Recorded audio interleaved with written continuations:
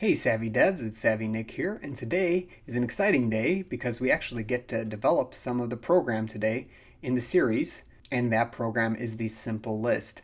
So what we're creating is a simple list to keep track of our to-do items, various lists and reminders. And now that we have our development environment set up, we can finally begin programming our C++ program. So let's go ahead and jump right in. The first thing I'm going to do is just make this Visual Studio Code a little bigger so everybody can see.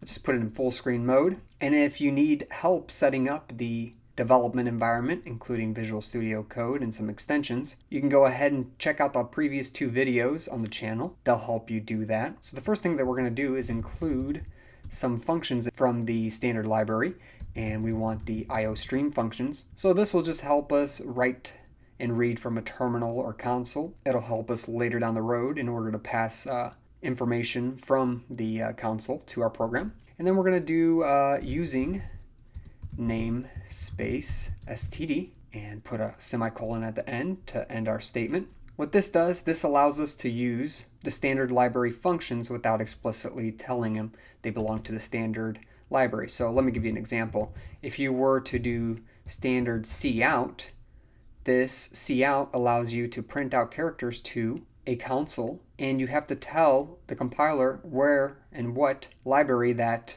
cout function is coming from. So you have this std in front of it, meaning it's coming from the standard library, and it is a standard output from the standard library. So since we defined a namespace up here, we don't have to do that anymore. We can just do cout, and then the compiler will recognize that you already told it you're using the standard library, and cout is a function inside the standard library, and it will automatically use that function. So just a little information there. Let's go ahead and delete that and continue on here. First thing we want to do is go ahead and create our main function. So let's do int. This will be the return type of the main function.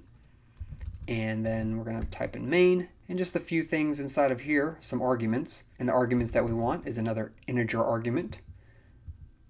And then we'll do argument count, so arg_count, and then char with an asterisk here, and we'll do args. This will be an array. So why do we have these two arguments here? Well, argument count is going to get a count of arguments from the terminal. So if a user supplies an argument, then we'll go ahead and get that passed in from the terminal. So this just gives you a count of the arguments. And then this here is a character array of the actual text that they pass in from the terminal. You'll see how this is used a little bit later whenever we compile, but just know that it helps us get arguments and text from the console and while they're running the program, when they initially start up the program. So let's go ahead and put some braces in and do one other thing here. We'll go ahead and do a return 0. We always want this in main because we expect to return something, an integer, and that integer is going to be 0 here. And all the 0 means is that the program successfully executed. So if main ran and there were no errors, you would return 0 and exit the and tell whatever ran the program that it exited successfully. Let's go ahead and make a save at this point and just make sure that we can compile things. What we'll do, if we press Alt, we'll get our menu back up here. And then let's go ahead and open up a new terminal, which we closed earlier. You can see that I am currently in Documents Simple List, where I've created my project folder, the Simple List. I'm just going to do ls, and you can see all that's inside of this project. So we have a make file, which we created in the last video. Let's just do make, which will build and compile all of our source code into objects and then link them together. And after that, we'll have the simple list that we can run. So I can run it by simply doing this command here, the /simple list, and I just press enter, and there you go. It did run. Of course, there's no output currently, and all the program would do is return a 0 to whatever called it. We can't see that at the moment, but looks like everything ran successfully. There was no errors in compiling or linking. So let's go ahead and exit out of this terminal and return to programming here. Make sure to go ahead and take a moment and subscribe to the channel so you can keep following the series and make sure to share it with others who you might think will benefit from learning C++. So the next thing I'm going to do is I'm going to do an if-else clause here. So I just want to check something here. So if our argument count is greater than 1, it's just a simple check here to make sure that we got an argument. So if we have an argument count greater than 1, then we want to do something. So we'll put some braces here and then a statement inside this if statement. And we'll save it like this for a moment here. And let's go ahead and make our else. So if the argument count was greater than 1, then we do something inside these braces. Otherwise, we're going to do something here in the else statement. So let's just print something out to the user. If there is not an argument, why don't we just print out and tell the user that there isn't an argument? And let's do cout, and then these angle brackets here, and then we'll do username not supplied. ... exiting the program. That should be enough to the user. And then at the end, we'll just do the end line. That's another function from the standard library. All it does is creates a new line in the terminal for us. It'll just make for better formatting here. All right. And now that we have that, let's talk a little bit more about this main function here and why we have the argument count and the args array. Well, this is so the main function is what really just defines the startup point for our program. And it can take in as many arguments as you want. And those are just values that get passed into your main function. So you can type in something to the terminal to run the program. And then behind that running of the program, you can type in various arguments. So argument 0 in this array is always going to be the name of the program. And then argument 1 is going to be your first argument. So that's what those are for. And with that being said, we can go ahead and do something with one of those arguments. So the first argument that we'll expect from the user and the terminal is going to be name. So let's go ahead and define a data type called string. A string is a type of variable that we can declare in our program that defines an array of characters, such as a name or some form of text. So we can do string, and then what's our string called? We're going to call it a name. And what are we going to put in name? Well, let's go ahead and put that first argument that comes in through the terminal. So we can do that by doing args and then defining which array element we want. So it's going to be the first array element here of the arguments. Well, really, the first array argument would be 0, and that 0 argument would be the name of the program, and that's not what we want. We want the second argument, so that's why we have args 1 here.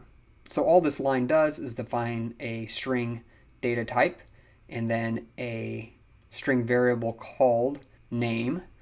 And in name, we pass the second argument from the terminal. So at this point, let's go ahead and save the program and try running it again. So I got it saved here. And then let's do Alt. That way we get our menu back, start the terminal back up. Once we have that, we can go ahead and compile the code by doing make again. You see that we got no errors, so that's great. Let's go ahead and just run the program once again. So if I just do this, we should get, let's see, username not supplied. So let's go ahead and do that, and look at that. We get username not supplied in the terminal, and it created a new line after this because we had the end line here. So created a new line, and now you get your terminal back where it's asking you for a command. So let's try another thing here. So let's supply an argument and see how that works.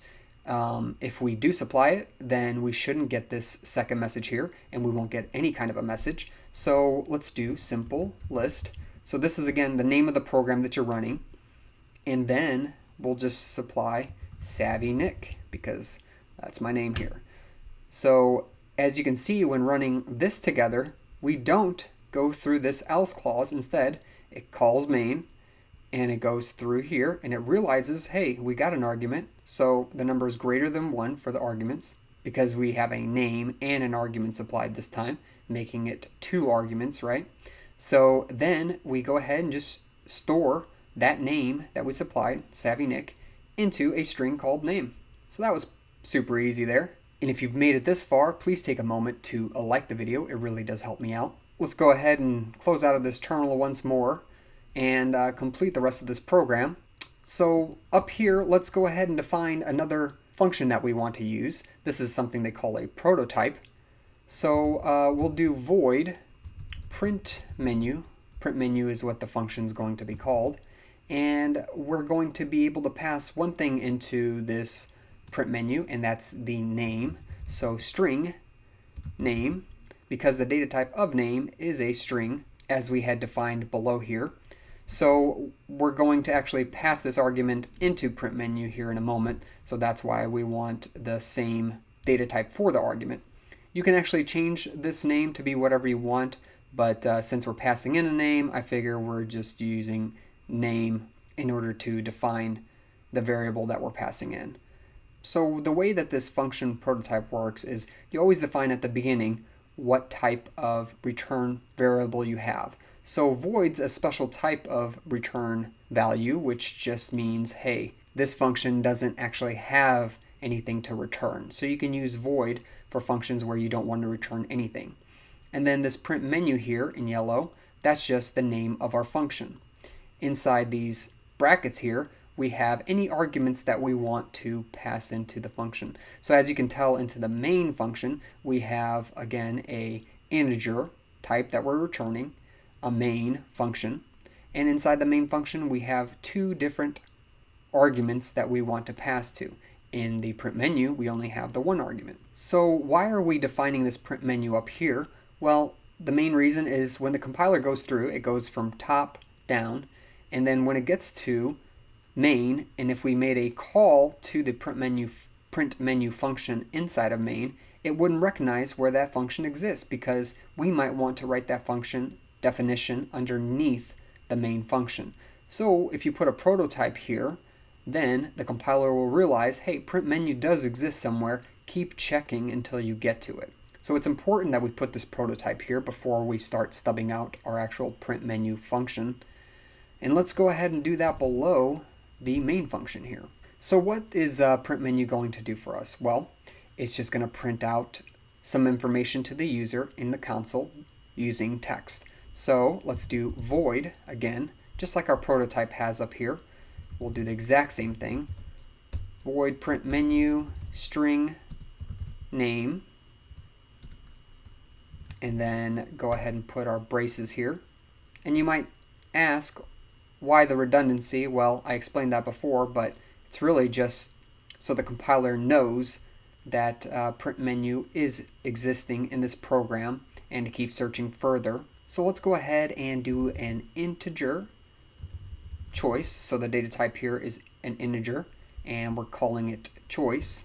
This way, the user can make a choice using a number, and let's display a menu to them. So we're going to use the cout standard function to display something to the user. Let's just do, to make this pretty, a few asterisks here, just to begin the program. And in here, let's do a /n. So this is a special type of character that also creates a new line. So instead of having to do the end line like we have up here every single time we want to create a new line, we can simply replace it with this /n. So let's go ahead and start using that. It just makes it quicker to program. So we'll put that in instead. And let's print out another set of characters to the user. We'll do option 1 is print list, and we'll put a new line at the end here. And let's print out something else. So option 2 is going to be to add to list. And again, a new line. Let's put a period as well. And let's give them a third option. The third option is going to be delete from list. The same here. And a new line character. And how about a fourth option? So the fourth option is going to be just to quit out of the program with a new line character at the end. And finally, let's just go ahead and ask them for a choice. So enter your choice and press return. And here we won't put a new line character. That way they can supply that number for us, choice, in the same line as it says enter your choice and press return. You'll see that here in a few moments once we compile. Go ahead, put a semicolon and end that statement. And now we want to use something called sin. It's a function where we can read from the terminal into a variable, and that variable is going to be choice, which we define as an integer. So now the user can supply from the terminal into choice an option which we can then parse through and figure out what they want us to do. So we can either print the list, add to the list, delete from list, or quit out of the list. So now let's go ahead and check to see if they selected whether or not they want to quit out of the list. So if their choice is equal to, let's see, 4, then we're going to put some braces here. We're going to exit out of the program. And we'll exit out with a 0 because that just means it's successful. So what's this exit function? The exit function, it terminates the execution of the program and then returns the status, and that status that we've supplied is 0, meaning everything has ran successfully. So now that we have that if statement, we can also put an else clause here. And in else, let's just say, let's print out something to the user. Let's just say sorry, command not, sorry. Well, let's go ahead and put sorry, choice not implemented yet. See, that's spelled out wrong. So that way they know we got their input, but we don't have anything to do with that input quite yet. So they don't have that choice to select, since we haven't come up with functions for the rest of these choices yet. So let's do one last thing in main. Let's go ahead and call this function print menu, because currently we're going to run through main, but we're not going to actually run through this function because nothing makes the call to it. And we can do this simply by creating a new line here and doing print menu, that's our function name, and passing in a string. What's that string? Well, it's name. So let's go ahead and pass in name here. And now we should have a start to our program here, our simple list. Let's go ahead and compile it, make sure that there's nothing wrong with it, and then we'll go ahead and run it. So again, Alt here, let's start that terminal back up. We'll build it by doing the make command once more, and it did pick up on a problem, and this was my fault because I did only one equal sign, meaning I'm reassigning choice to equal 4, and that's not what I want to do. I want to make sure that it is equivalent to 4. So if choice is equivalent to 4, you have to do that with 2 equal signs. Then I want to do something, otherwise it wouldn't work. So the compiler was pretty smart in recognizing that. It just gave you a warning. It did compile successfully, but let's go ahead and remake this, and I shouldn't get a warning here. Oh, let's first do make clean and do a save again. That's why I couldn't build it. So I didn't see any changes. Again, it's very smart here, make is. So we'll do make again, and now I don't have any of those warnings that we had before, and I should be able to run my simple list. So let's just run it as simple list without specifying a name at all. And you can see username not supplied, exiting the program. Great, that works fine. So let's supply a username this time. So simple list, and we supplied a second argument with SavvyNick, my username.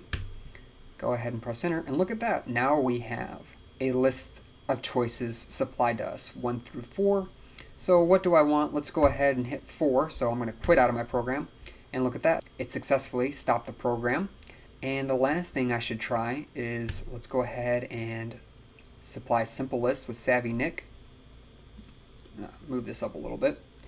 And you see that we're printing the list, adding to the list, deleting from the list, or quitting. So what if I choose choice 1? What's going to happen? Well, it says sorry, choice not implemented yet, which is exactly what we would have expected. So let's just run through the program once more here that we've created, exit out of this terminal, and this will be a pretty good stopping point. So we created this main function and a print menu function, and inside the main function, if a user supplies a second argument, we check that and then save that argument into a string name. Then we go ahead and print that menu with the name, and we call print menu, which displays a small list of choices for them and checks to see if they want to exit the program. Otherwise, it just tells them that we haven't implemented anything for the choice that they selected. So if they didn't supply an argument, we just say that a username wasn't supplied because that's what we're expecting for the second argument. And if you make it out of this else statement or if statement, then we just return a 0 saying that the program successfully executed. So I hope you enjoyed this video and programming with me today. Make sure to look out for the next video in this series coming out soon. And if you have any comments, suggestions, or questions, make sure to post them in the comment section below. Also make sure to subscribe and hit the like button for more videos. And make sure to go ahead and subscribe to the series and check out the playlist here. Thanks for watching, and I'll catch you in the next episode.